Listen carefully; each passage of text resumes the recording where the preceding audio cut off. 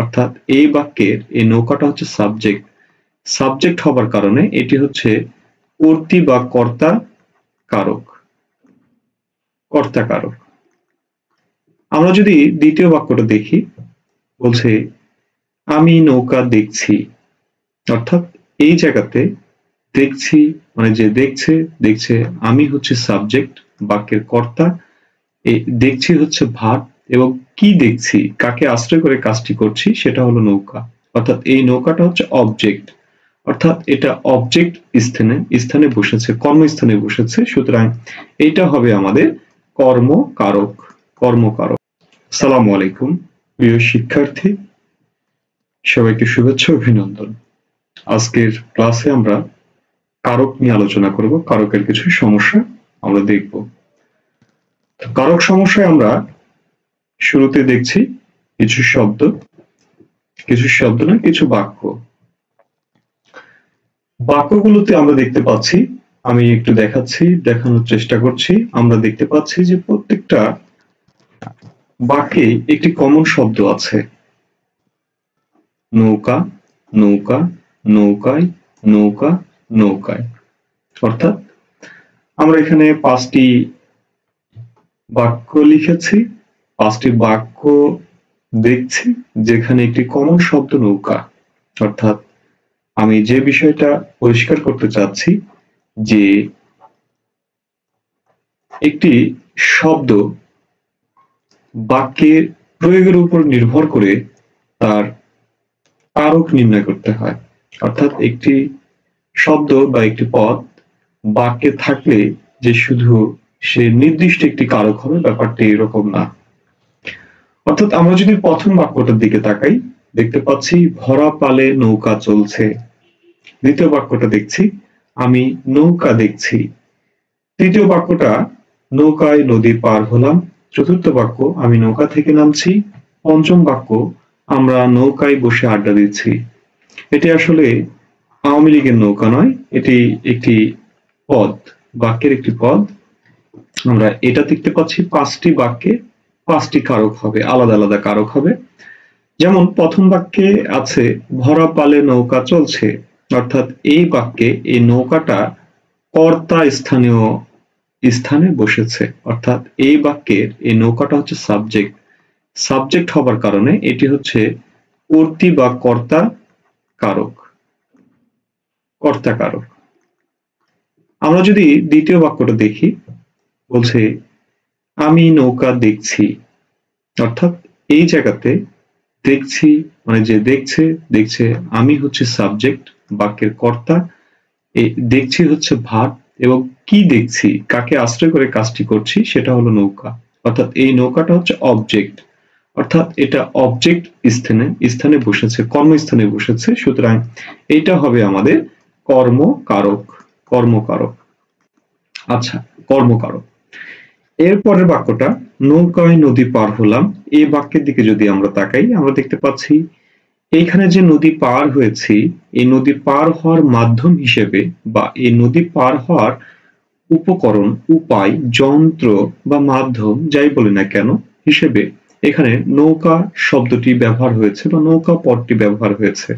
অর্থাৎ নদী যে পার হলাম, এই নদী পার হওয়ার মাধ্যমটা হলো নৌকা।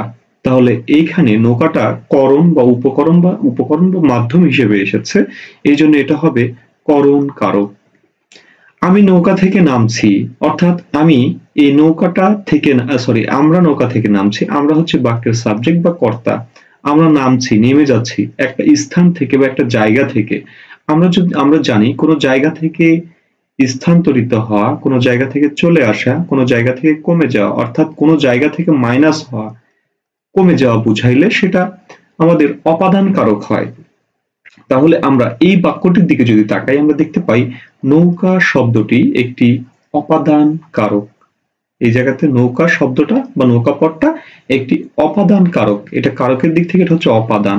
অর্থাৎ আমরা নৌকা থেকে নামছি, অর্থাৎ নৌকা থেকে বিচ্যুত হচ্ছি, নৌকা থেকে মাইনাস হচ্ছি, এই জন্য নৌকাটা থেকে কমে যাচ্ছি, এই জন্য এই নৌকাটা হবে অপাদান কারক। একইভাবে যদি আমরা পঞ্চম বাক্যের দিকে তাকাই, তাহলে আমরা দেখতে পাচ্ছি আমরা নৌকায় বসে আড্ডা দিচ্ছি। আমরা নৌকায় বসে আড্ডা দিচ্ছি। তাহলে এই যে আমরা হচ্ছে বাক্যের সাবজেক্ট বা কর্তা। এই কর্তা করছে কি, এই নৌকায় বসে আড্ডা দিচ্ছে।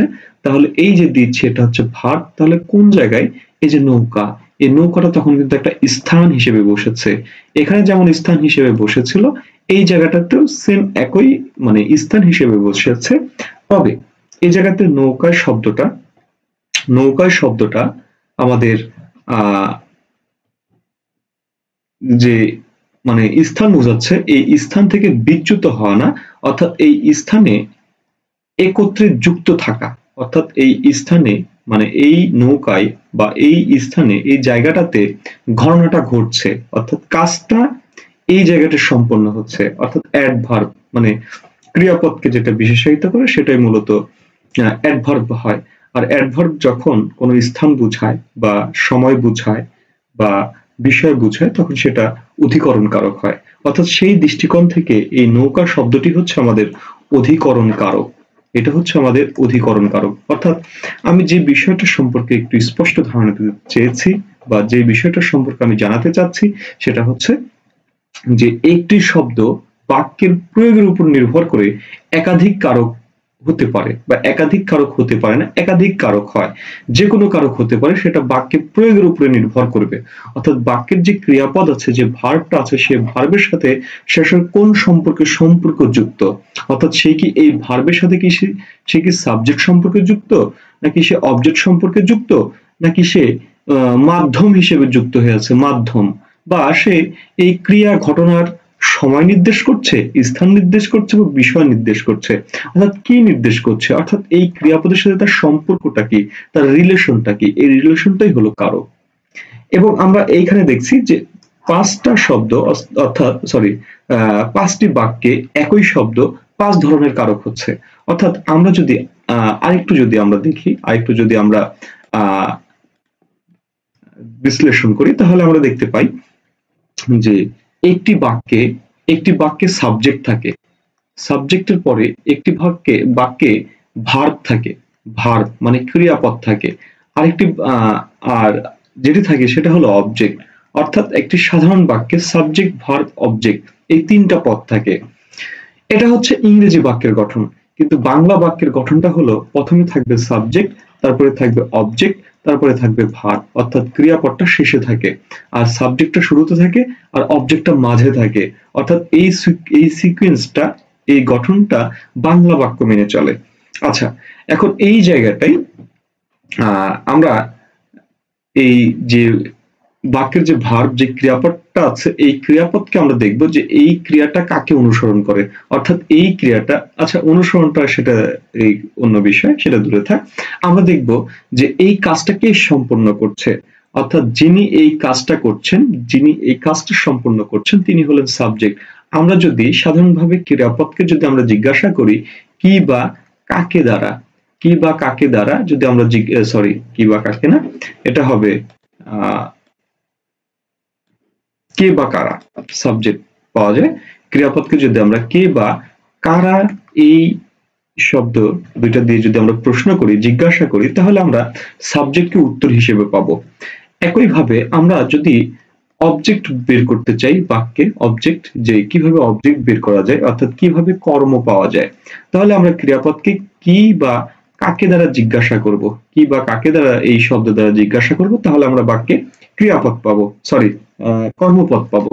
যেমন এই যে নৌকা চলছে, এখানে চলছে কে, চলছে নৌকা, অর্থাৎ নৌকা এখানে সাবজেক্ট, যদি এটা কর্মকর্তৃবাচ্য। এরপরে আমি নৌকা দেখছি, আমি কি দেখছি, আমি নৌকা দেখছি, নৌকা, তাহলে এই যে কি দিয়ে আমরা পাচ্ছি কি, অবজেক্ট পাচ্ছি, অবজেক্ট মানেই সে কর্মকারক। এরপরে আমরা উপকরণ পাবো কিভাবে, উপকরণ মানে করণ বা মাধ্যম, যন্ত্র। আমরা ক্রিয়াপদকে প্রশ্ন করব কিসের দ্বারা বা কিসের দ্বারা বা কি উপায়ে। তাহলে নদী পার হলাম, কিসের দ্বারা পার হলাম, নৌকার দ্বারা পার হলাম। তাহলে এই যে কিসের দ্বারা দিয়ে আমরা করণ পাবো। একইভাবে আমরা ক্রিয়াপদকে যদি জিজ্ঞাসা করি কোথায় থেকে, কোথায় থেকে, কখন থেকে, এরকম কোথায় থেকে কখন থেকে যদি আমরা জিজ্ঞাসা করি, এই শব্দগুলো দিয়ে যদি আমরা ক্রিয়াপদকে জিজ্ঞাসা করি, তাহলে আমরা পাবো হচ্ছে অপাদান, অপাদান, অপাদান। আচ্ছা, এরপরে যদি তাহলে এই যে কোথায় থেকে নামছি, নৌকা থেকে নামছি, কোথায় থেকে, নৌকা থেকে।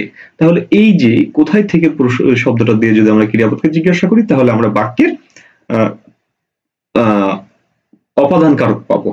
একইভাবে যদি আমরা এই ক্রিয়াপদকে জিজ্ঞাসা করি কোথায়, কখন, কোথায়, কখন, ঠিক আছে, এই শব্দ দিয়ে যদি জিজ্ঞাসা করি, বা কোন বিষয়ে, কোন বিষয়ে, ঠিক আছে, এইভাবে যদি আমরা জিজ্ঞাসা করি তাহলে মূলত আমরা অধিকরণ কারক পাবো। যেমন কোথায় বসে, মানে আমরা নৌকায় বসে আড্ডা দিচ্ছি, কোথায় আড্ডা দিচ্ছি, এই যে নৌকায়, কোথায়, নৌকায়। তাহলে এইটা হচ্ছে আমাদের অধিকরণ কারক। আমরা এইভাবে সচরাচর স্বাভাবিকভাবে এগুলো দিয়ে, মানে এই ব্যাপারগুলো দিয়ে, এই শব্দগুলো দিয়ে সব কারক আসলে এইভাবে বের করা যায় না, তবে এটা হচ্ছে প্রাথমিক একটু ধারণা। এই প্রাথমিক ধারণাটা যদি থাকে তাহলে আমাদের অনেকাংশে কারক বুঝতে শিখতে সহজ হয়। এই হলো বিষয়। তো যাই হোক, এছাড়া আমাদের আরো কারক আছে, সম্প্রদান কারক আছে, সম্বন্ধ কারক আছে। তো যাই হোক, আমি একটা বিষয় একটু স্পষ্ট ধারণা দেওয়ার চেষ্টা করেছি যে একই শব্দ একাধিক বাক্যে থাকলে সে একই কারক হবে না, বাক্যের প্রয়োগ ভেদে আলাদা আলাদা কারক হবে। তো ঠিক আছে, সবাই ভালো থাকবেন, সুস্থ থাকবে। আজকে এ পর্যন্তই। আসসালামু আলাইকুম ওয়া রাহমাতুল্লাহ।